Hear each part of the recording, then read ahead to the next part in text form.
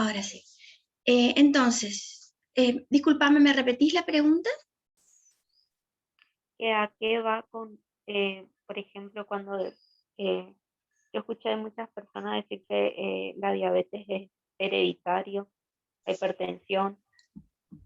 O sea, hay muchos tipos de problemas relacionados a la diabetes. La diabetes puntualmente es un problema de varios genes y del ambiente.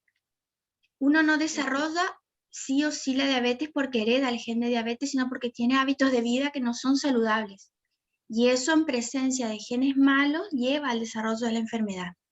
Obviamente hay muchos grupos familiares descritos con este defecto, pero todos comparten los mismos tipos de dieta, el sedentarismo, otras patologías que se asocian también al riesgo de desarrollar esto de diabetes.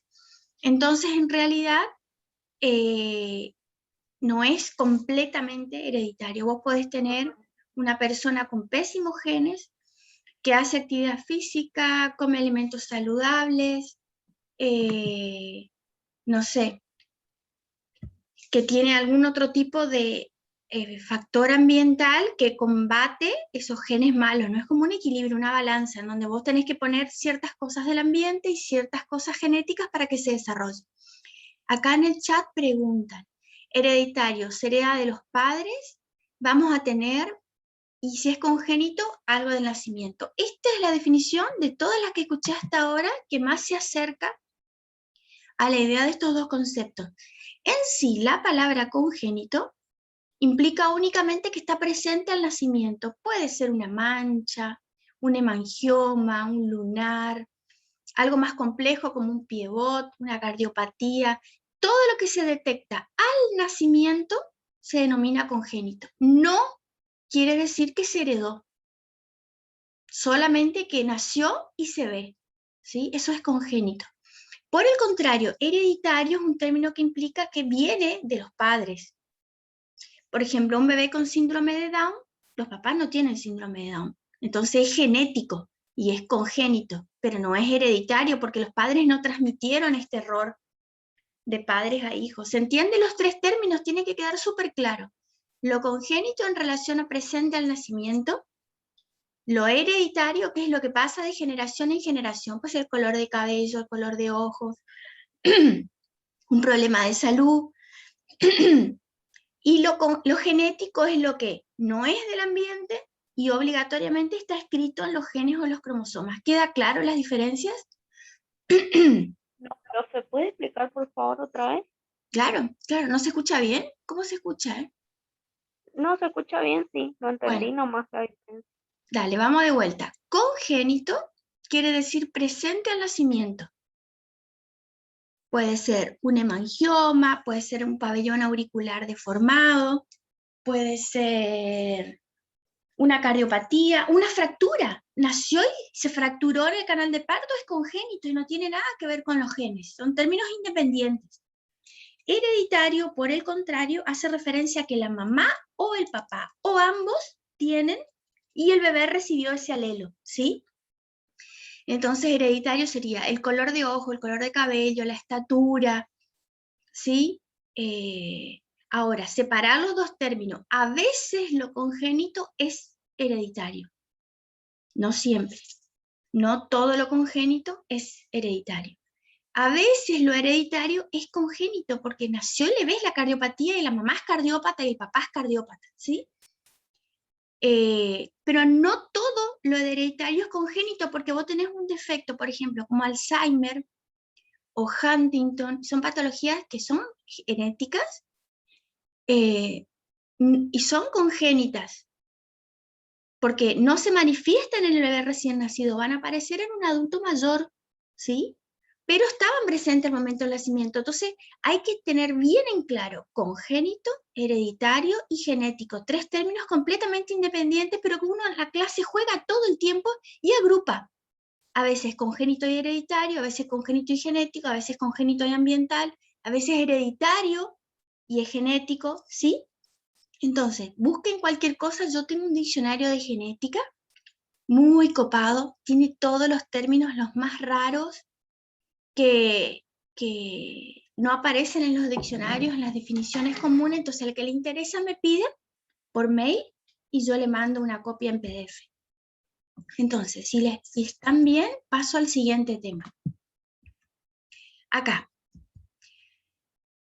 Las malformaciones congénitas. Tener mucho cuidado con este gráfico, aquellas personas que decidan usar este tema para venir a rendir el final. Este gráfico es obtenido de un libro americano. ¿Sí? Fíjense que dice ahí abajo, el Sevier, Muren, Persaud, de Student Consult.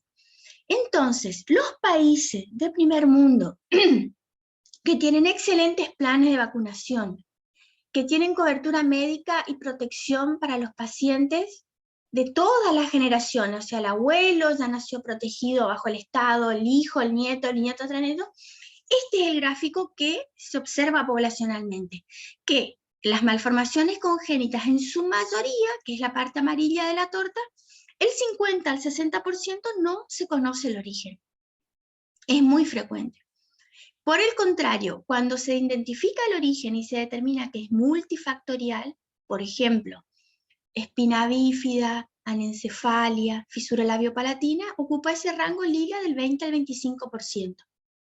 Cuando se realizan estudios genéticos y se identifican anomalías en el número o en la estructura de los cromosomas, abarca esa parte azul de 6 a 7%.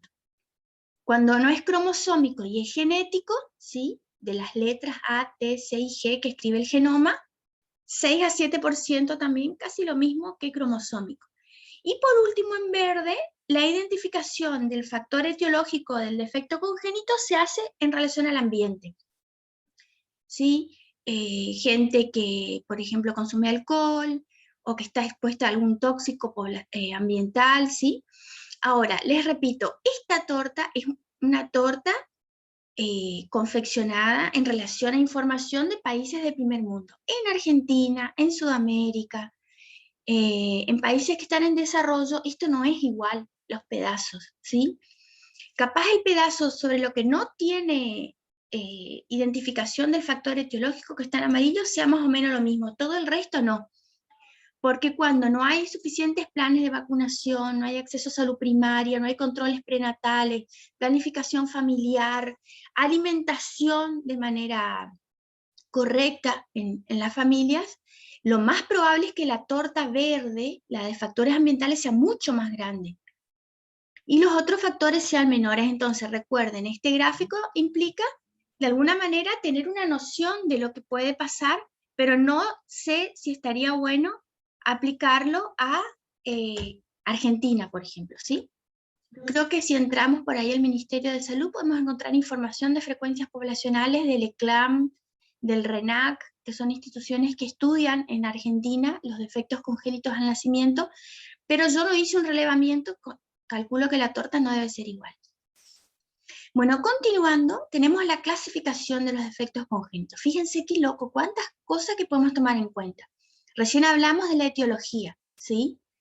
Un defecto congénito se puede clasificar según su origen, aquel causado por teratógenos, por ejemplo.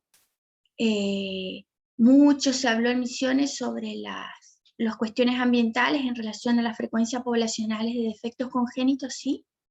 Los productos industriales que van al río y que entran al consumo, infecciones que puede tener la madre durante la gestación y radiación.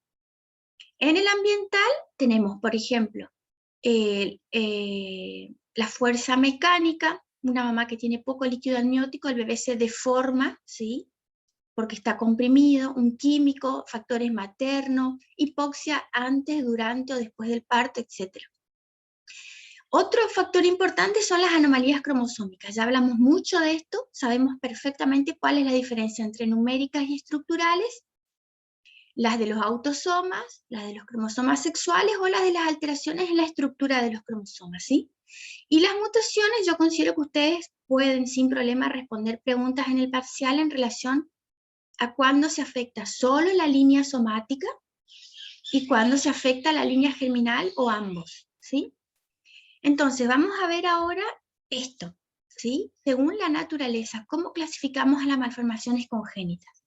Para eso yo les preparé este cuadro Yo uso mucho en mis clases, ¿sí? La verdad que no sé si lo tendría que actualizar, creo que no hay defectos nuevos descritos, pero ayuda mucho al alumno a diferenciar estos términos que parecen tan parecidos. Yo quiero que ustedes en el parcial sean absolutamente capaces de identificar una secuencia malformante, una secuencia deformante, una secuencia disruptiva o una displasia. Entonces, para eso utilizan este cuadro. Para el primer caso, que es una secuencia malformante, implica el término que hay una formación que falla.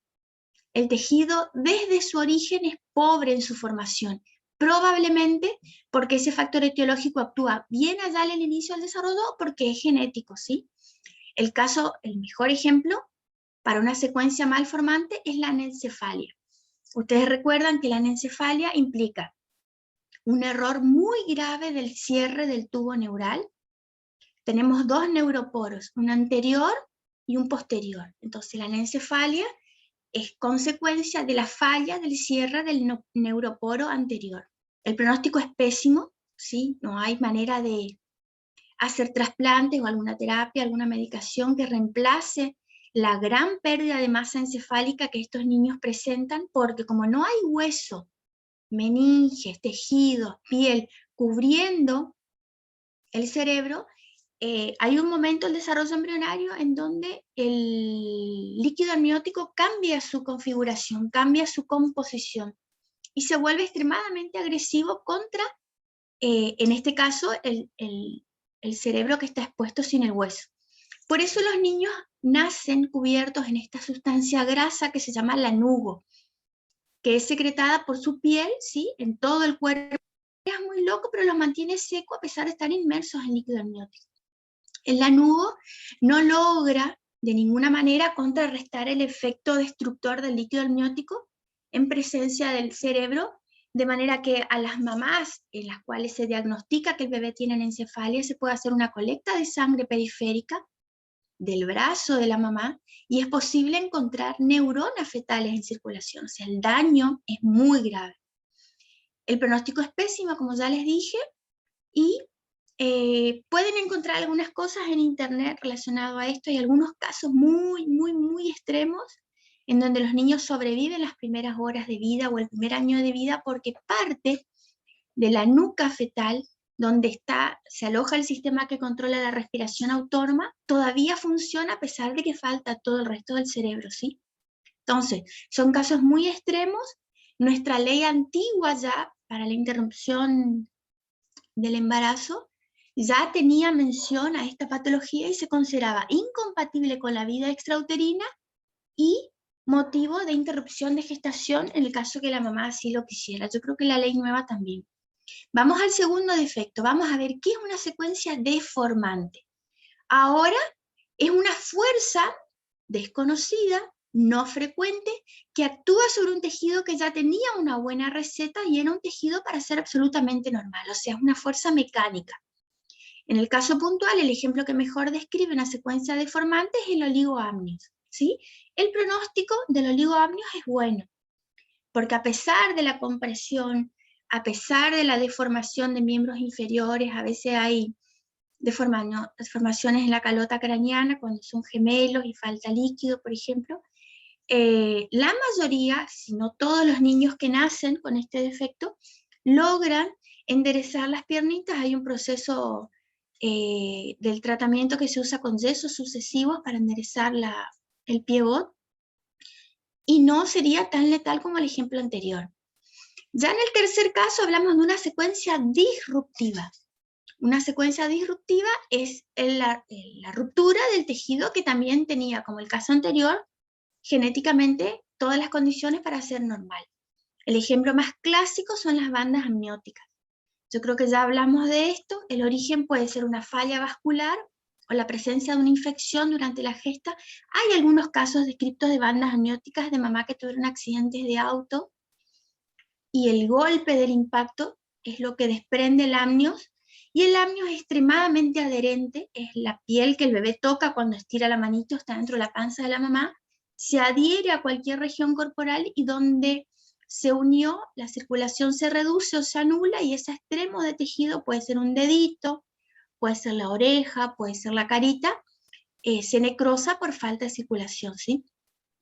Y por Profe, último, sí, una pregunta, ¿brida, amniótica es lo mismo que banda es amniótica? lo mismo, Ah, sí, son sinónimos. Bien. Y por último, la displasia. La displasia ya tiene una definición diferente, es una desregulación. El tejido puede que genéticamente sea normal, pero se organiza para formar un órgano de manera anormal, ¿sí? El mejor ejemplo, acá dice Nerea que tiene ese diagnóstico, después nos puedes contar, Nerea, si te animás. Por ejemplo, la migración anormal de tejido hace con que las estructuras que tienen que alojarse, por ejemplo, la displasia de cadera puntualmente, en la cabeza del fémur para hacer la articulación y la unión de la extremidad a la cintura pélvica, fallan, y hay una maniobra que vamos a ver ahora que se llama ortolani, donde el neonatólogo evalúa al niño girando las rodillas, las piernitas, y se escucha como cuando estrala un dedo. Y esa es la señal que la persona que está evaluando siente en la mano y diagnostica, que puede ¿cómo se llama? Confirmar con imágenes de que el bebé tiene una displasia, sí, una dislocación de cadera. Entonces, fíjense estos gráficos. Cuando tenemos una malformación o una anomalía en un órgano, se supone que en este primer caso, yo voy a poner un lapicito, ustedes me dicen si se ve. Pueden ver acá que este cuadrito, este rectángulo, ¿sí? Hace referencia al órgano, es un esquema, ¿no es cierto? Este esquema, a ver, parece que se colgó. Este esquema hace referencia, como tiene línea de puntos, el cuadradito, hace referencia a que desde un inicio, ahí está, desde un inicio pueden ver acá que el cuadrado está, el rectángulo está hecho con línea de puntos. Desde un inicio, la malformación viene mal, o sea, el tejido ya genéticamente tiene un defecto primario en donde no hay manera que se organice de forma normal. Entonces, la línea de puntos continua indica que hay un defecto primario que se ve finalmente en el momento del parto como una malformación. Por el contrario, la malformación puede tener un origen secundario, o sea, genéticamente normal. Fíjense que el cuadrado está con líneas completas. Donde aparece el defecto, puede ser rubiola, puede ser consumo de drogas como la talidomida, desde ese punto en adelante el defecto aparece. Sería un órgano que estaba pronosticado para ser un órgano totalmente normal y que hay un error durante el desarrollo que, como una bola de nieve, lleva a ese defecto que vemos finalmente en el momento del parto. Para el caso de la displasia, fíjense qué loco el gráfico. La acondroplasia también es una displasia, una anomalía de tejido, y esto es genéticamente malo el modelo de inicio previo a la realización del órgano. Para los que no saben, la acondroplasia es una patología genética, no cromosómica, con un patrón de herencia autosómico dominante, ¿sí? O sea, un padre acondroplásico que normalmente, coloquialmente se dice enano, ¿no es cierto? Yo considero que es peyorativo, el término acondroplasia es más adecuado. Un padre acondroplásico tiene 50% de posibilidad de transmitirle su gen a su hijo. O sea, padres acondroplásicos, los dos, o uno de los dos, pueden tener hijos de talla normal, ¿sí? Dependiendo de cómo los alelos se distribuyen en el momento de la fecundación. Y por último, tenemos el gráfico de la escoliosis, que es un desvío de la curvatura de la columna o del pivot, en donde hay un esbozo normal, fíjese que el cuadrito está completo, pero que ese efecto mecánico tiene un inicio y una intensidad que aumenta, entonces va deformando progresivamente el hueso que de otra manera sería normal. Acá estamos viendo la ectrodactilia, ¿sí? Esto también se llama en inglés claw hand deformity, que quiere decir mano de langosta. Es una anomalía muy grave del número de dígitos en donde los niños afectados tienen como una rajadura en el medio de la mano y el número de dígitos está reducido. A veces hay 2 dedos, a veces 3 dedos, y esto también es autosómico dominante. Este es un caso de amelia completa de miembros superiores por talidomida, una acondroplasia. Vemos en la foto que el cráneo es un cráneo acorde a la edad del niño, es su talla lo que no crece, ¿sí? La acondroplasia, puntualmente tenemos un hueso proximal a la extremidad, el codo, y un hueso distal de la extremidad. El acortamiento de los huesos proximales es lo que ocurre en la acondroplasia. O sea, el brazo, cuando pliega el codo, cuando dobla el codo, no es simétrico, el hueso próximo al brazo, al cuerpo, perdón, y el hueso distal. Y por último, lo que tenemos, creo que la imagen es de pivot. Ah, no. Tenemos, sí, pivot y toxoplasmosis, ¿sí? Ceguera por toxoplasmosis. Bueno, sigo. Vamos a la compresión mecánica. Parece que lo único que podemos decir cuando hablamos de compresión es la falta de líquido amniótico y no es así, ¿sí? Esto que estamos viendo es un esquema de cómo se supone que este niño se gestó para nacer de la manera que está en la fotografía, ¿sí? ¿Qué podemos mencionar en la lista de causas de una posición anormal fetal? En primer lugar, que la placenta tenga una implantación anormal, que la mamá sea muy bajita primigesta y el bebé sea muy grande, ¿sí? Macrosómico, ya sea porque ella es diabética o porque él genéticamente es un bebé de gran tamaño. Las gestas múltiples, un bebé que tenga algún tipo de malformación, ¿sí? Los fibroides, que son regiones del útero en donde no hay elasticidad del órgano para dilatarse de forma completa y acompañar el crecimiento fetal. Un útero muy pequeño, y lo que ya dije, las primigestas y las madres pequeñas. Este es otro ejemplo de deformación, fíjense. No está tan buena la foto, porque es una foto vieja, pero creo que la de abajo, que está tomada de la parte superior del niño, se ve como la frente parece que tiene punta, ¿sí? No es redondeada la frente. Entonces, esta anomalía es lo que hablamos ya en las clases anteriores de defectos congénitos del sistema reproductor, que puede aparecer cuando la mamá tiene útero bicórneo. El útero no se dilata correctamente para alojar el bebé se acomoda como puede y se deforma la cabeza de esta manera. Algunos médicos lo pueden googlear, algunos médicos utilizan unos cascos de goma, los niños nacen y le van cambiando el casco para remodelar el cráneo, algo que no duele, y progresivamente el bebé retoma su forma de su cabeza, y si no, se deja sin nada y el niñito de cualquier manera vuelve a tener la forma de la cabeza sin la deformación. Otra cosa importante es una asociación. Una asociación generalmente implica que no sabemos qué pasó, ¿sí? El factor etiológico es desconocido, y hace referencia a muchos defectos en varias partes del cuerpo que nadie explica por qué aparecen juntos, ¿sí? Parece que es al azar o que tiene un patrón que se podría prever, pero no se sabe cuál es. Uno de estos ejemplos es la anomalía Vater. Fíjense la sigla al pie de la foto. Vater, la B corta es de anomalía en las vértebras, la A de anomalía anal, la C de cardíaca, la T y la E de tráqueo-esofágica, la L del radio, sí que es uno de los huesos del brazo, o renal, y anomalías de los miembros. Entonces los niños tienen Vater y tienen toda esta asociación de defectos, ¿sí? Nadie sabe explicar por qué. Da una deformación, hay que estudiarla. ¿Por qué? Yo necesito, perdón, ay, perdón. Una deformación necesito estudiarla porque puede estar causado de manera intrínseca. Por ejemplo, en la imagen de la izquierda el bebé tiene artrogriposis. Artrogriposis es un defecto de contracturas múltiples en las articulaciones y es genético.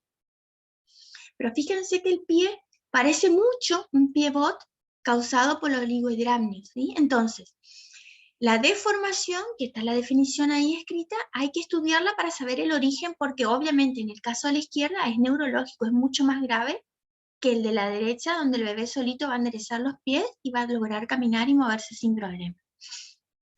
Estos son las bridas, creo que fue María la que preguntó. Las bandas amnióticas, regiones isquémicas, hemorragias localizadas. Fíjense donde tenemos amputación de dedos, ¿sí? En la primera y la segunda imagen. Y en la tercera, un poco más sutil, fíjense que los pliegues del niño no son simétricos en ambos miembros. Esto hace referencia a que ahí donde se pegó la banda, la brida, el tejido no se formó correctamente. Esto es una displasia, hablamos de la acondroplasia como el mejor ejemplo, en donde el tejido genéticamente anómalo se organiza anómalamente, ¿sí? Entonces, ¿qué encontramos en los bebés con acondroplasia? Esta mano que se llama tridente, donde los dedos son cortos, la punta de la uña es re pequeña, la falange, y se abren como un tridente, ¿sí? Cuando el bebé apoya la mano. Los tipos de huesos, ustedes saben que el hueso tiene una parte que se llama epífisis y una parte que se llama diáfisis. Bueno, las epífisis óseas en los acondroplásicos son triangulares. El gen que causa esto es el factor de crecimiento de fibroblastos número 3, que cuando muta y causa la acondroplasia, hace con que la osificación del hueso sea anómala en todo el cuerpo, ¿sí? Esta es la luxación congénita de cadera. Fíjense, el miembro normal, como tiene los ligamentos, la cápsula, ¿sí? Bien desarrolladas cuando está subluxado y cuando está luxado o dislocado completo. Y la maniobra que les hablé, que es la de ortolani, es la que hace el médico con el niño, puede ser recién nacido o puede ser el pediatra en los primeros meses de vida, que hace esta maniobra circular con las manos, identifica por el ruido que la cadera no está normal. Bueno, hablamos de los defectos por origen y por naturaleza. Vamos a hablar ahora de la severidad. ¿Alguien alguna vez escuchó, me puede dar ejemplos de una malformación que sea mayor y una malformación que sea menor? ¿Cómo podemos diferenciarlas? ¿Quién se anima?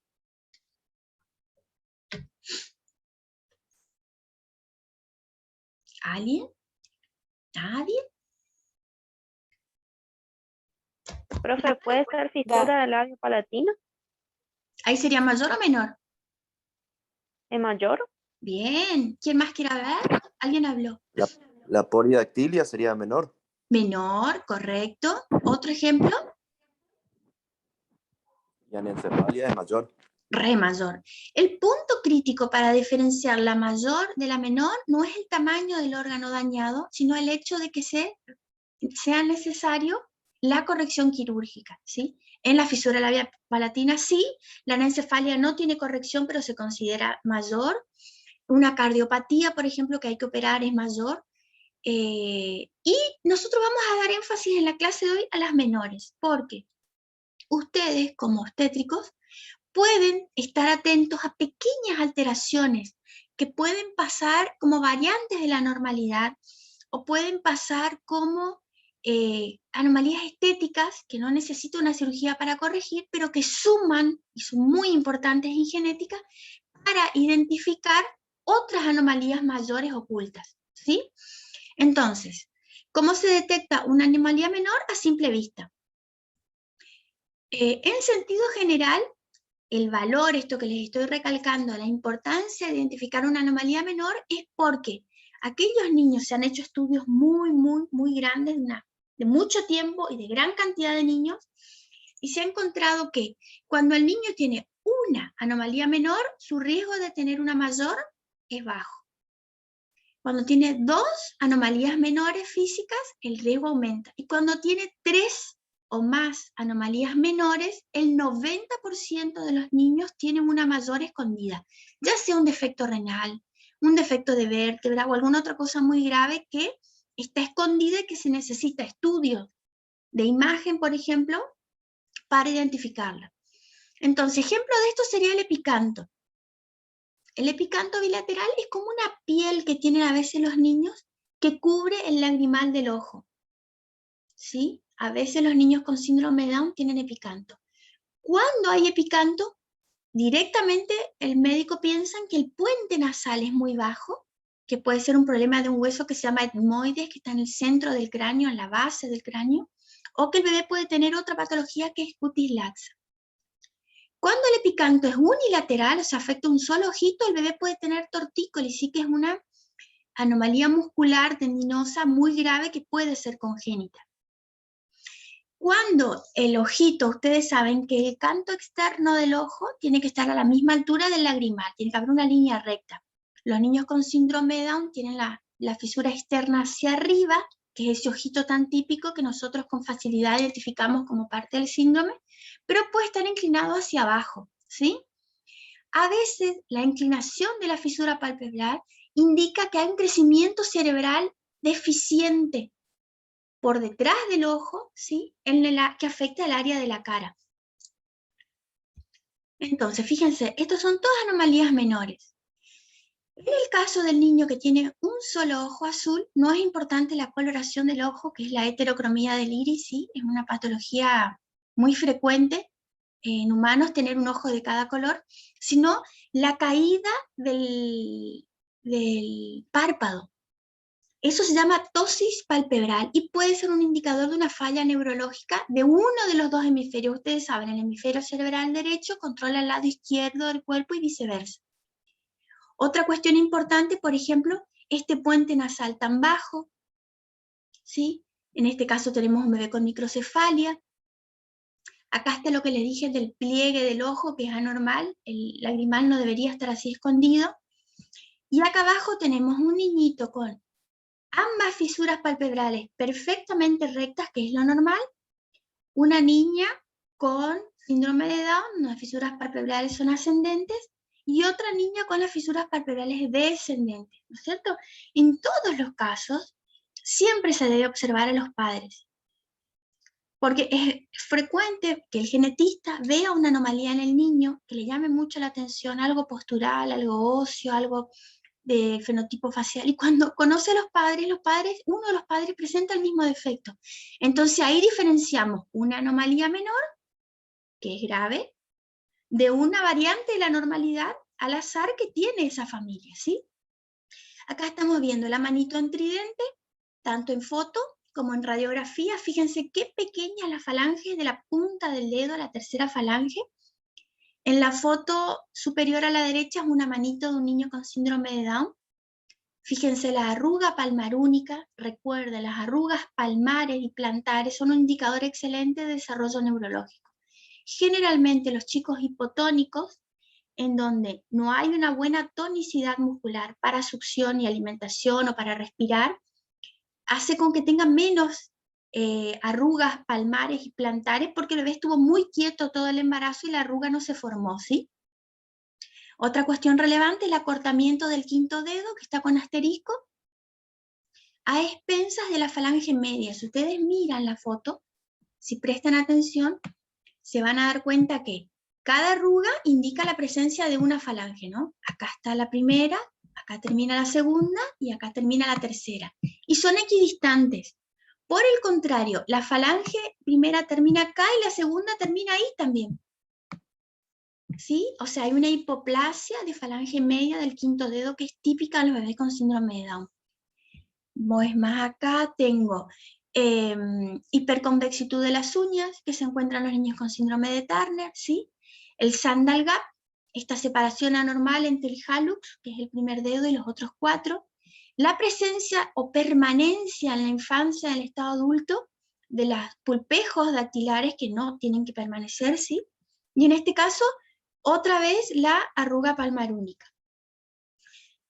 Entonces, volvemos a lo mismo. ¿Qué serán estas anomalías menores? En sentido estricto, son claves para el diagnóstico de un patrón malformativo específico. ¿Sí? Por ejemplo, estos pits preauriculares, que el bebé demore mucho en cerrar las fontanelas craneales, puede ser una señal de hipotiroidismo, ¿sí? Los senos braquiales son como unos agujeritos de arito, como si la oreja, los agujeritos de arito estuvieran en el resto del cuerpo. Este es el posicionamiento general que tienen, y son indicadores que hay una falla de migración del epitelio. Tenemos senos palatinos, que son estas como estructuras lineales grandes que aparecen en el paladar, y son para la posición lingual anormal. Este escroto que se llama enchal, el escroto no tiene que subir hasta la parte superior de la base del pene, sí es anormal, es un indicador de patologías también. Y el hecho de tener, ¿cómo se llama? Las membranas interdigitales muy grandes, son pequeñas cosas que nosotros podemos usar para identificar problemas mayores. Algo que es muy usado por los neurólogos es el incisivo único. Generalmente los niños con incisivo único tienen problemas en la formación de hemisferios cerebrales. ¿Se acuerdan cuando vimos trisomía 13? Yo les mostré la foto del niño que en su caso más extremo tenía ciclopia, ¿sí? El globo ocular fusionado que protruye en la frente con el nervio ocular. Bueno, la holoprosencefalia es un defecto de los hemisferios y es muy frecuente cuando aparece este incisivo único. Hay otras fallas que son muy grotescas, como la oligodontia, que es el crecimiento excesivo, imparable de piezas dentales, ¿sí? La oligodontia es genético, es muy doloroso, y cuando se opta por la extracción de las piezas dentales que están en exceso, esto estimula la formación de nuevas piezas dentales. Entonces, los casos de personas afectadas por exceso de piezas dentales, esto que llamamos oligodontia, debe ser estudiado en detalle cuándo extraer y cuándo no extraer las piezas dentales. Bueno, esto ya les dije que la mayor... Profe, ¿Sí? ¿pero en algún momento paran de crecer dientes? No, Nunca. nunca. Ay, no, qué Es feo. una cosa estéticamente. Y imagínate, yo tengo una foto, les voy a mandar ahora por WhatsApp, los nervios de la cara, una disección de un cráneo donde muestra el nervio de la cara. La dentición en la infancia es uno de los procesos más dolorosos. Imagínense dentar de adulto, que el hueso está recontra más osificado, que la persona es más activa porque no es un niño que solamente tiene actividades básicas, sino que tiene que laborales y familiares. Es recontra complicada la oligodontia, ¿sí? Recuérdenme, les mando ahora la foto de la inervación de la cara. Bueno, estas anomalías mayores que ya les dije, la condición sine qua non para separar mayor o menor es que requiera corrección quirúrgica, ¿sí? Y les repito, la importancia de diferenciar una anomalía menor de un rasgo constitucional. Vienen los padres a la consulta y yo veo al papá con el mismo ojito, con la misma caída de pálpebra, puede ser constitucional. Genéticamente ellos son de esa manera, no es necesariamente una anomalía que deba sospechar que hay otra mayor escondida, ¿sí? Estos son distintos tipos de polidactilia, que Jorge ya dijo. Los dedos de la mano se cuentan, el dígito número 1 es el pulgar, y el dígito número 5 es el meñique. Entonces, cuando el exceso de dedos está del lado del pulgar, se llama preaxial. Cuando la polidactilia o el exceso en el número de dígitos está del lado del meñique, se llama postaxial. Esto es considerado una anomalía menor, ya sea si tiene hueso o es solamente tejido blando, porque se corrige quirúrgicamente. Hay niños que, por ejemplo, tienen 6 dedos en el piecito, tienen dificultad para encontrar un zapato que sea cómodo para caminar, pero no es algo que obligatoriamente requiera corrección quirúrgica. Acá hipoplasia del pulgar es otra anomalía, distintas posiciones anormales de inserción del pulgar y formas inusuales del cráneo. Fíjense, las suturas son de osificación progresiva. La forma final del cráneo de un niño tiene que ver con cómo esas suturas se van cerrando. Cuando hay un cierre prematuro de las suturas, aparecen estas deformaciones tan feas de la cabeza del niño, que se clasifican en estos nombres que ustedes están viendo acá en el slide, según cuál es la sutura anormal que osifica primero, ¿sí? Otras anomalías, esto ya es perímetro cefálico, ¿sí? El perímetro cefálico es la vuelta completa en centímetros de la cabeza. Cuando es menor de lo normal, llamamos microcefalia. Cuando es mayor de lo normal, ¿sí? Más del triple de lo normal, entra el término microcefalia y macrocefalia. Bueno, y este gráfico resume lo que les había dicho. Un niño con una malformación menor tiene un riesgo de 13% de presentar una malformación mayor, que no se haya identificado. Y esto crece mucho en relación a los niños con 3 o más anomalías menores. Fíjense que hablamos de solo el 0,5% de la población, pero el 90% de estos niños tienen una malformación, al menos una mayor asociada. Por eso la importancia de tener el ojo entrenado y buscar estas anomalías, ¿sí? En Misiones, con el grupo de gente que hace genética del hospital, nos llamó mucho la atención el hecho que aparezcan tantas anomalías de patrón de herencia recesivo. Cosas que estudiamos en los libros, como ustedes, durante la formación, y cuando empezamos a trabajar en el hospital, empezamos a ver muchos casos de lo mismo. No se sabe todavía cuál es el origen de esta frecuencia de patologías autosómicas recesivas tan elevadas. En parte se podría explicar por el nivel de pobreza que tiene la provincia y el hecho de que muchos grupos familiares conviven y duermen en los mismos ámbitos. Entonces, la consanguinidad, ¿sí?, que es cuando dos personas tienen un grado de parentesco familiar y tienen hijos, sería una explicación para diferenciar por qué hay tantas anomalías menores en la provincia o patologías con patrón autosómico recesivo que no hay ponen en otras provincias argentinas, ¿sí? Bueno, este gráfico explica requete bien esto que es tan difícil de entender sobre la herencia compleja. La herencia compleja hace referencia a que tengo muchos genes dirigiendo esa malformación y encima el ambiente sumando. Entonces, ¿cómo la estudio? ¿Cómo separo lo ambiental de lo genético? Entonces aparece este gráfico, ¿sí? Entre esta punta y esta punta, la persona es completamente normal. No tiene ningún defecto. Supera este umbral. ¿Qué pasó? Acá. Supera este umbral y aparece el defecto. Entonces, fíjense, yo tengo un gen A grande, que es un gen protector. Un gen bueno. Tengo muchos genes A grandes y el gen A chica, que es malo, el que causa el defecto congénito, tengo 0. Entonces estoy protegida, escondida en la curva, en la parte más alejada de riesgo de tener un defecto congénito. A medida que esta curva avanza y los genes A grande se reducen en número y los genes A chica aumentan el número, cruzamos el umbral. O sea, la genética de cada individuo es como abrir una caja fuerte. 5 a la derecha, 7 a la izquierda, 9 a la derecha, 20 a la izquierda. Vamos rotando el relojito de la caja fuerte hasta que en un momento la sumatoria de genes buenos es baja y de genes malos es alta y aparece el defecto. ¿Sí? Todo esto, fíjense, bajo presión de una gran flecha negra que son las condiciones ambientales adversas. Mala nutrición materna, falta de ácido fólico, ausencia de controles durante la gestación, falta de acceso a salud primaria, ¿sí? Este gráfico es específico para fisura de labio y paladar, que es la sigla que está acá abajo, pero se puede aplicar perfectamente para cualquier defecto congénito que tenga origen multifactorial. En este gráfico tenemos la diferencia entre las enfermedades causadas por un solo gen, que viene a ser este azul, acá esta torta, todo azul, un solo gen principal, pero así todo, el ambiente juega, desempeña un papel menor pero importante en que aparezca este defecto. Por el contrario, en las enfermedades complejas, por ejemplo, lo que hablamos al inicio de la clase, de la diabetes, la hipertensión, tenemos contribución de muchos genes separados y una conjunción de un ambiente tóxico, sedentarismo, mala alimentación, etcétera, etcétera, ¿sí? Entonces es como un gráfico que ayuda a complementar estas dos definiciones y entenderlas con claridad. Este gráfico también es de fisura labiopalatina y muestra todo el espectro, desde el niño normal hasta el niño extremo que tiene la fisura bilateral completa, ¿sí?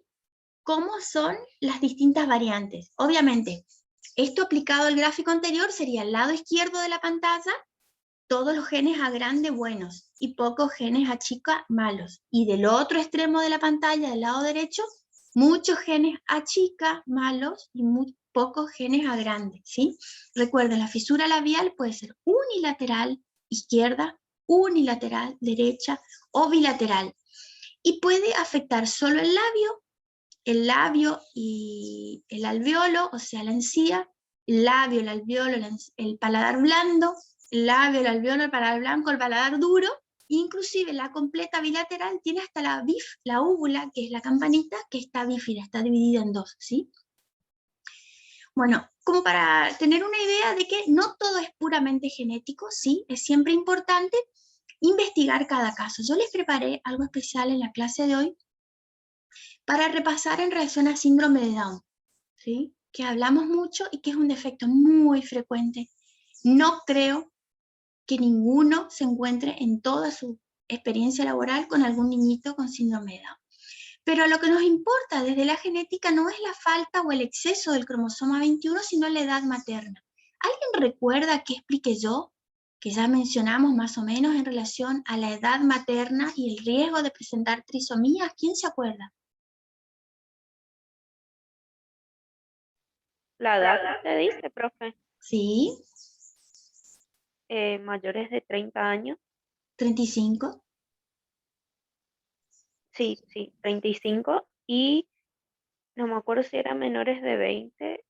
No, usted había dicho que mayores de 35 tenían grandes posibilidades, pero también no era cero la posibilidad de que una mujer de 20 años tenga un bebé con Perfecto. trisomía 21. Perfecto, Mariela. Lo importante de esto es, pucha, ¿por qué la edad materna da riesgos para que un bebé nazca con síndrome de Down o de Pato o de Edwards y no la edad paterna? Entonces, esto tiene una explicación biológica muy simple, ustedes tienen que conocer. Cuando el embrión está en proceso de desarrollo y la mamá probablemente no sabe que está gestando, ya tiene en su sistema reproductor formado, esto es aproximadamente semana 7, todo el pool de los ovocitos que va a usar cuando nazca, en su adolescencia, en su estadio adulto. Entonces, cuando hay un gráfico muy lindo, que voy a preparar para la clase que viene, de una mamá embarazada de una niña y el pool de ovocitos de la niña en el ovario. O sea, la madre, la hija y los futuros nietos. Cuando una madre consume algún tipo de tóxico o está expuesta a un teratógeno, no solo afecta a su cuerpo, obviamente, porque es pésimo para la persona, sino que afecta el desarrollo embrionario de su bebé en proceso de gestación y el pool de células gaméticas de ese bebé que está alojado en el ovario. O sea, hay 3 generaciones afectadas por un evento causal de muchos años atrás, ¿sí? Entonces, ustedes ya saben que la ovogénesis femenina hace con que esta niñita antes de nacer ya tenga un pool de unas 500, 600, 400, dicen algunos autores, ovocitos que va a usar durante toda su vida. Aquellas mujeres que deciden tener un control de la natalidad para la planificación familiar de tipo anovulatorio, como son los anticonceptivos orales, tiene más ovocitos porque ovula menos. Hay mujeres que utilizan otro tipo, ¿viste? Por barrera, o qué sé yo, hay muchas cuestiones para hablar de anticonceptivos. Tienen otro número de ovocitos. Lo importante es entender que una mujer, a partir de los 35, como ya tienen 35 años esos ovocitos y han pasado por todas las situaciones que esa mujer haya pasado, consumo de antibióticos, radiografías, mala alimentación, enfermedades, ¿sí? Esos ovocitos que es como que se desequilibran y la placa, que se llama placa metafásica, que sostiene a los cromosomas acomodados, no es tan buena. Entonces es muy fácil que un cromosoma, cuando el ovocito se divide, vayan los dos al mismo lado y haya este evento que llamamos de no disyunción.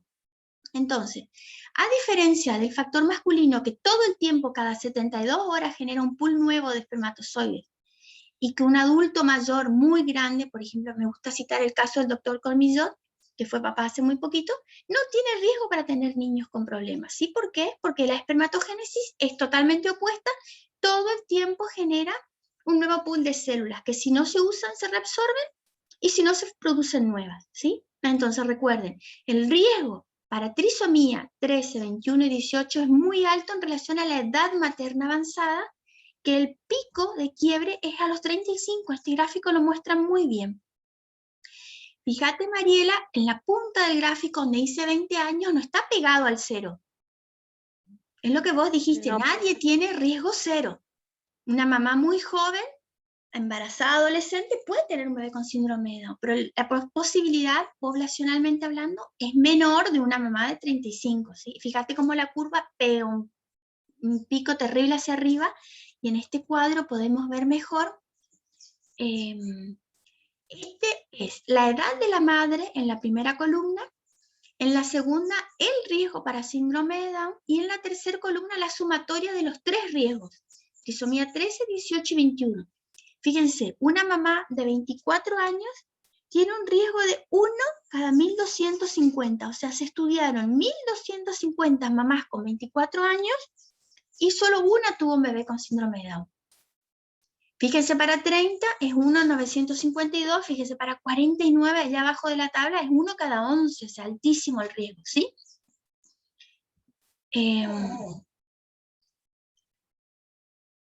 Entonces, volvemos a lo mismo, origen materno u origen paterno. Los eventos de no disyunción pueden ocurrir en espermatozoides, pero son re poco frecuentes, ¿sí?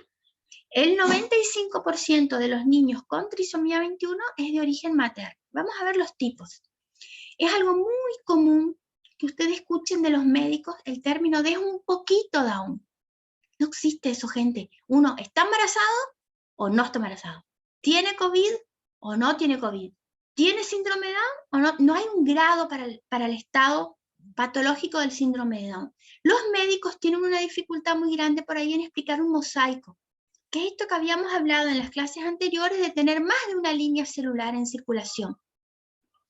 Un bebé que tiene el 90% de las células normales, ¿sí? 46XX, por ejemplo, y el 10% de las células con trisomía 21, obviamente que va a tener un fenotipo más leve que un niñito que es 100% trisómico. Ahí están las diferencias en la clínica, pero ¿es o no es Down? ¿Sí? No hay punto medio.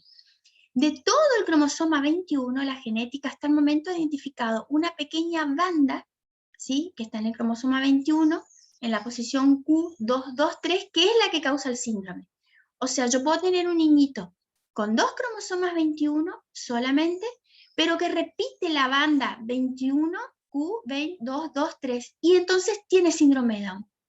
Se llama trisomía parcial o como un tartamudeo en donde la banda se repite, pero el cromosoma sigue siendo 1, ¿sí? Esto causa síndrome de Down.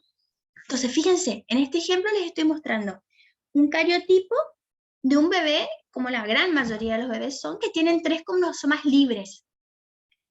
Los cromosomas se reparten al azar mal. Es el evento famoso de no disyunción que causa el síndrome de Down. Y ahora, acá, ¿quién hace de investigación? Mira bien la foto y me dice dónde está el defecto. ¿Quién encuentra? ¿Quién encuentra? ¿Puede repetir la pregunta, profe, que no se escuchó, por favor? ¿Dónde está el defecto cromosómico? El cariotipo anterior estaba con el simbolito rojo, que había 3 cromosomas 21. Este bebé tiene síndrome En de el Down. 21. ¿Y acá dónde está el problema? En el 21 hay uno solo. ¿Y dónde está el ¿O no? otro 21? Busquen. Tocado con ¿Dónde? el 14. Perfecto, acá está. El 14 debería ser acrocéntrico y aparece este 14 metacéntrico. ¿Por qué? Porque es un 14 más un 21 pegado, ¿sí? ¿Y acá quién encuentra? ¿Dónde está la trisomía?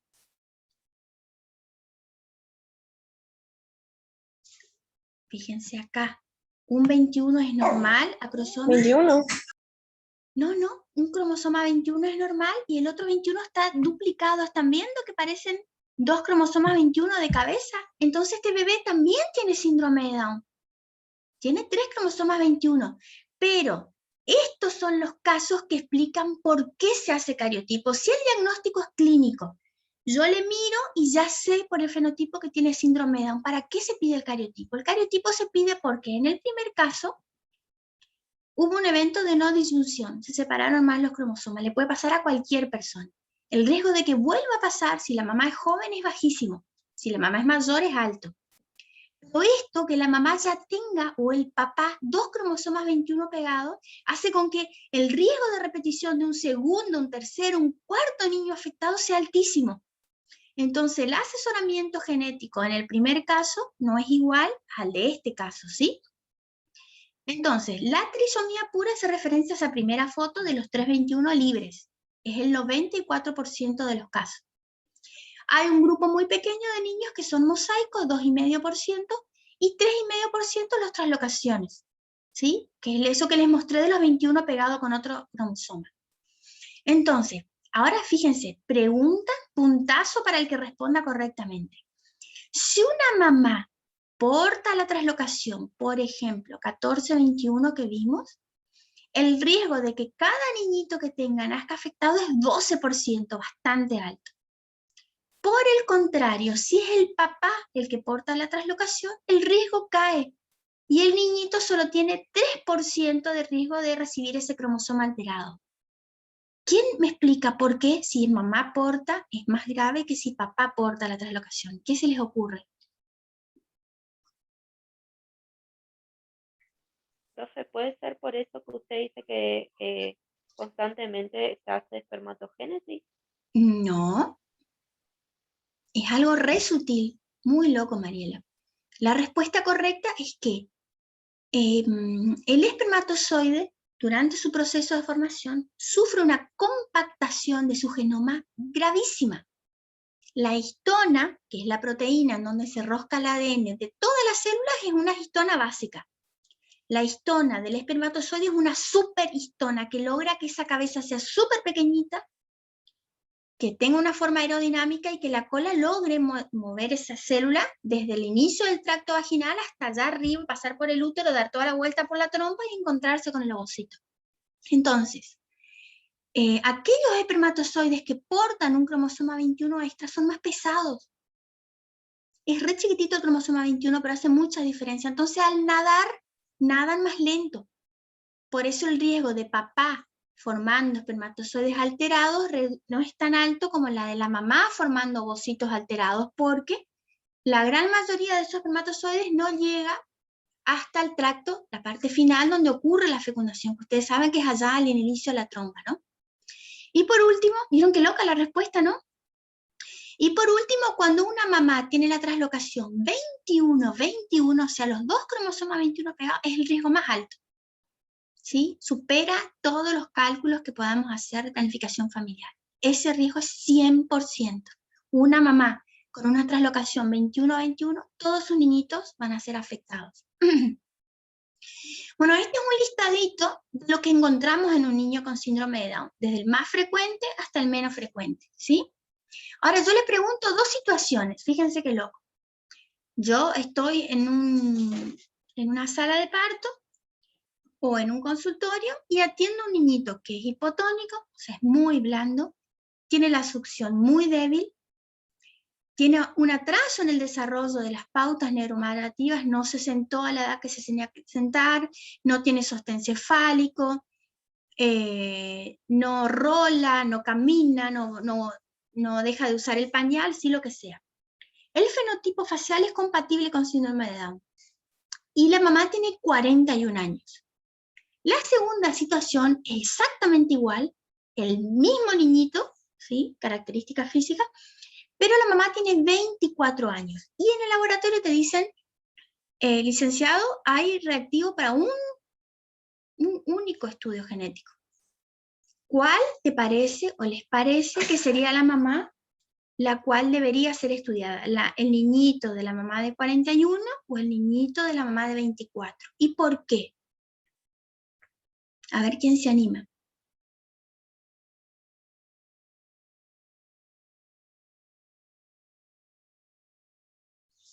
¿Nadie?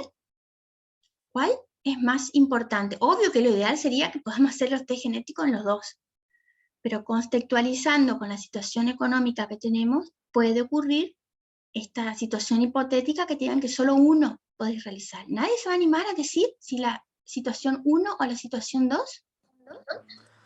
Y supongo que la más joven, porque la de 41 años estaría asociado, o sería más factible o más general que esté asociado a problemas de no disyunción que podamos ya aceptarlo como tal. Y la de Perfecto. 24 no explicaría, al menos eliminaría esa opción a priori.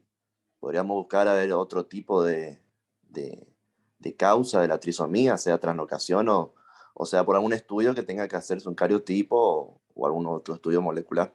Perfecto, Luciano. Solo te faltó que la mamá de 41 posiblemente no tenga más hijos. Y la mamá de 24 sí va a querer tener más hijos. Entonces, eso también se toma en cuenta, porque si la mamá esta de 24 tiene la translocación, el riesgo de otro bebé es re alto. Y se asesora, genéticamente se asesora distinto de la mamá vieja que tuvo un bebé y que probablemente sea una no disyunción, exacto como dijiste. Pero obviamente no tenemos la bola de cristal para decir si justo la translocación está en la mamá vieja y no en la mamá joven, ¿sí? Pero es una manera, tu Claro, coherencia. es como a priori lo que en general se aceptaría en principio. Sí, no, está perfecto, perfecto. Entonces, ustedes saben, hicimos ya la clase de diagnóstico prenatal, yo puedo colectar líquido amniótico, puedo pinchar la vellosidad corial de la placenta, puedo sacar sangre de cordón, puedo sacar sangre periférica, ¿sí? El diagnóstico prenatal, esto ya lo vimos, lo voy a pasar, y el manejo. De un niñito mal formado, Cuando hay personas que son parientes, o sea, son consanguíneos, fíjense, el riesgo de repetición de un defecto malformativo es alto, 2.4. Que tenga el niño un hermanito previo malformado, casi 2. Que el papá o la mamá o ambos tengan una malformación, casi 2 también. Que el niño tenga 3 malformaciones menores, lo que ya dijimos, altísimo, casi 4 la posibilidad de tener una malformación mayor escondida. Niños en donde se utilizaron técnicas de fertilización asistida, como es el ICSI, también tienen riesgo elevado de malformaciones congénitas, la diabetes materna, el abuso de alcohol, antialérgicos, polihidramnios, que es exceso de líquido amniótico, oligohidramnios, que falta líquido amniótico, y esto no me acuerdo qué era, que nazca con menos de 32 semanas, o sea, los bebés prematuros extremos también tienen más riesgo de tener un defecto congénito, ¿sí? Entonces, fíjense que lo que le voy a mostrar los casos, este es un niñito que atendí en el hospital, del cual se hizo 5 veces cariotipo, y siempre dio normal, y él cumple con todos los criterios clínicos de fenotipo de portación de síndrome de Down. ¿Cuál sería la explicación? ¿Qué es lo que yo debería haber hecho que en Misiones no tengo recursos y que no se puede hacer, por lo menos acá en la provincia? Para descartar de que no es una fenocopia, que sería un bebé que parece Down pero no es, de un bebé que realmente es Down. ¿Qué les parece a ustedes? ¿Qué técnica tendría que haber usado? ¿Qué estudio tendría que haber realizado que no está disponible en la provincia?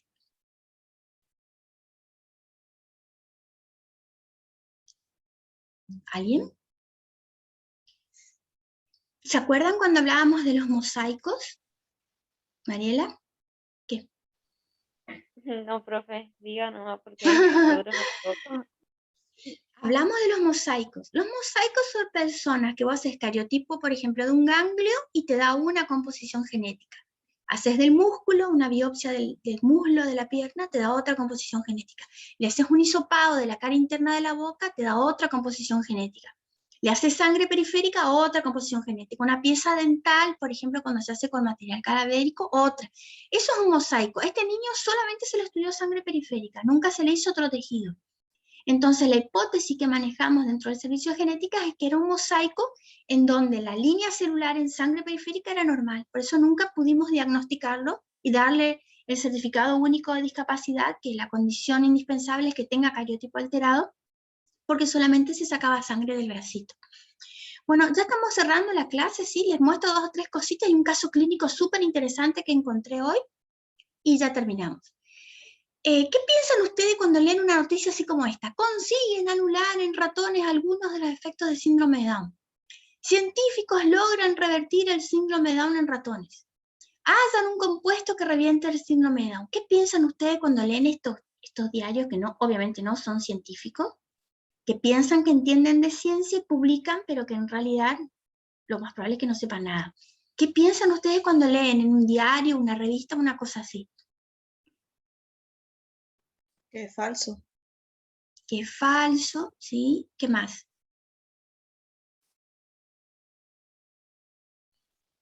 O sea, a primera instancia, si yo no hice la facultad, o soy, qué sé yo, no quiero ser peyorativa, ¿no? Pero trabajo en otra área, pues no soy política, arquitecta, contadora, abogada, no sé, no entiendo nada de medicina, veo esto y digo, wow, van a poder curar a los niños con síndrome de Down. Van a hacer un tratamiento porque van a reducir el riesgo. No, una persona que tiene un conocimiento mínimo de ciencia, de medicina o de biología entiende que esto a largo plazo es larguísimo el camino para poder aplicar alguna droga que revierta. Recuerden que un niñito, en su gran mayoría, tiene todas las células afectadas, cerebrales, del hígado, del estómago, del ganglio, del músculo, del lado, dentro de la boca, todo lo que venimos hablando. Entonces imagínense lograr que un medicamento ingrese a todas las células corporales y corrija un defecto genético en todas las células corporales. O sea, realmente esto está buenísimo, pero abre un camino todavía difícil y largo de recorrer para llegar al punto de decir, bueno, nació un niñito con síndrome de Down, vamos a curarlo, si se podría decir de alguna manera, o tratarlo, ¿sí? Bueno, el otro que les puse acá para cerrar la clase es muy chistoso porque tenemos, fíjense, las fisuras palpebrares de los cantos externos ascendentes, la nariz corta, el puente nasal bajo, la boca abierta, la protrusión lingual, la hipoplasia facial. En otros organismos modelo, no necesariamente en humanos, también aparecen las trisomías. En este caso, este tigre es un tigre albino muy famoso, pero que ya falleció, estaba en un zoológico protegido, porque en vida libre no iba a poder ni alimentarse, ni competir, ni evitar ser cazado. Sobrevivía porque estaba en un parque, una reserva, y portaba, que no sé cuál será el cromosoma del tigre, pero que era el equivalente a síndrome de Down en humanos, ¿sí? El de ratón, por ejemplo, es el 11, la trisomía 11 de ratón es el modelo para estudiar trisomía 21 en humanos. No sé cuál es la trisomía en tigres. Bueno, y lo último, 5 minutos para cerrar la clase de hoy, le traigo este caso para que discutamos y abramos la cabeza, ¿sí? Este niñito que ustedes están viendo se llama Noah, ¿sí? Y nació lamentablemente con una combinación fatal de defectos congénitos muy raros, todos en el mismo niño. Le dijeron a los padres ya en el diagnóstico prenatal que su expectativa de vida era reducidísima. Si sobrevivía, iba a permanecer en estado vegetativo permanente, no iba a poder caminar, ni hablar, ni comer, ni tener autonomía. Bastante fatal, ¿no? Un diagnóstico prenatal. Lo primero que se vio en la ecografía del segundo trimestre fue que tenía espina bífida. Y la espina bífida dejaba sin función neurológica la altura del tórax hasta las extremidades, o sea, control de esfínter, intestino, miembros inferiores, todo alterado. La porencefalia es otro defecto que se descubrió en este niñito y hace referencia a una cavidad llena de líquido en el cerebro, entre el espacio subaracnoide del cerebro, que da hemiparesia, o sea, la parálisis de parte del cuerpo, muchas convulsiones, discapacidad intelectual y falta de tono muscular. O sea, con este diagnóstico fatal, las chances de sobrevida eran tan bajas que los papás ya compraron un cajón y planearon el sepelio antes de que nazca. ¿Sí? Las expectativas eran 0. 5 veces le ofrece el grupo de médicos de este niñito estadounidense a interrumpir el embarazo. Entonces los padres, que habían decidido dejarlo nacer y que fallezca en sus propios términos y en sus propios ritmos, hicieron una orden judicial de no resucitar. ¿Sí? O sea, no al encarnizamiento terapéutico, que nazca como nazca y que viva lo que tenga que vivir. ¿Sí? Bueno, en el momento del parto, para sorpresa de todos, lloró espontáneamente y respiró solo. Tenía cerca de 4 kilos. Y el Apgar que le hacen, todos ustedes saben lo que es el Apgar, ¿no? No tengo que explicar, que se hace al minuto y a los 5 minutos, ¿todos saben? No, profe, nosotros damos eso el año que viene. Bueno, el Apgar son 4 o 5 señales, ¿sí? Que es una con la A, la otra con la P, la otra con la G, la otra con la A y con la R, que del color del niño, la vigorosidad con la cual llora, la frecuencia respiratoria, la frecuencia cardíaca. Se evalúa al niñito al minuto de vida y a los 5 minutos se le da un puntaje. Por ejemplo, los niñitos suelen ser 9, 9, 10, 10. Nació, ya era rosado, lloró muy fuerte, tenía buen peso, buena respiración. Apgar 10. A los 5 minutos se le vuelven a evaluar las 5 variables, te da Apgar 10. Hay niñitos Apgar 0 que los resucitan y hacen un Apgar 7, un Apgar 8. Hay niñitos que nacen respirando solo, pero muy negros, muy cianóticos, tienen un Apgar 5 y el segundo Apgar 10, ¿sí? El Apgar, que no sé cuál es, que dio este chiquito Noah, le indicaba al neonatólogo buenas chances de sobrevida, sorprendentemente, ¿sí? En los estudios, después del nacimiento, se diagnosticó que tenía una variante rarísima, que es justo lo que yo les dije de trisomía parcial. El 21 completo te da trisomía completa o pura. El 21 solo en esa banda donde se aloja el síndrome de Down, o sea, una bandita extra, se llama trisomía parcial. Bueno, este niño tenía en mosaico líneas celulares normales de varón, líneas celulares con trisomía parcial del 18 y líneas celulares con trisomía parcial del 13, o sea, pésimo. Ustedes saben de las clases anteriores, los niños con estos 2 defectos viven horas, a veces minutos, ¿sí? Y cuando le hacen el escaneo cerebral sale esta imagen, que la verdad que es muy chocante porque es todo agua el cerebro, ¿sí? en donde solamente identificaban un 2% de masa encefálica funcional. O sea, había mucha estructura de cerebro, pero todo era glía. La glía no es neurona, la glía es sistema de soporte, de sostén, de nutrición del cerebro. O sea, le diagnosticaron el cariotipo trisómico y la hidrocefalia. A las 7 semanas de vida, él seguía vivo, ¿no? Y tenía la orden de no resucitar. A las 7 semanas de vida le hicieron un drenaje, que yo no recuerdo el nombre puntual, pero en donde el exceso de líquido del cerebro se coloca una válvula que va al abdomen y el bebé elimina en forma de orina progresivamente ese exceso de fluido para reducir la presión intracraneal. Ya le avisaron que iba a necesitar cirugías de por vida. La sorpresa, la quinta, sexta sorpresa, no sé cuántas vamos ya, de los médicos fue que los mecanismos de crecimiento del cerebro y aumento del número de neuronas se activaron. Entonces le dijeron a los padres, no es que hay más neuronas entre la semana 7 y la semana 11, la semana 15, por eso la imagen de la resonancia da cada vez más masa encefálica. Es simplemente que lo poquito de cerebro que tiene funciona como una esponja y sin el fluido se expande. Pero el niño mostraba desarrollo neurocognitivo más o menos acorde a la edad. Al momento, ¿sí? El niño tiene 9 años, tiene 11 cirugías realizadas, tiene una habilidad terrible para las matemáticas, habla con fluidez, tiene una autonomía casi completa, no camina, usa silla de ruedas, pero se alimenta, va al baño, se baña, conversa, ama la ciencia, y la última cirugía, que es la que se hizo famosa ahora hace poco, es como él no camina por la espina bífida, le pusieron unas placas especiales en los huesos de los miembros inferiores para rectificar las piernas y alcanzar la locomoción, que es el sueño de él, ¿no? Y este es el niño, actualmente, con 9 años. ¿Qué les parece? Da mucho para pensar, ¿no? Nosotros que estamos en esta cuestión de leer los libros y de alguna manera sentenciar, ¿no? Tiene trisomía 21, pasa tal cosa, tiene trisomía 13, pasa tal otra, tiene espina bífida, va a pasar tal cosa, cuando en realidad ciertas situaciones muy puntuales, muy pocas en la población, nos sorprenden con este tipo de avances en donde son casi completamente normales, ¿sí? Imagínense para dentro de 4 años, cuando ustedes se reciban, la cantidad enorme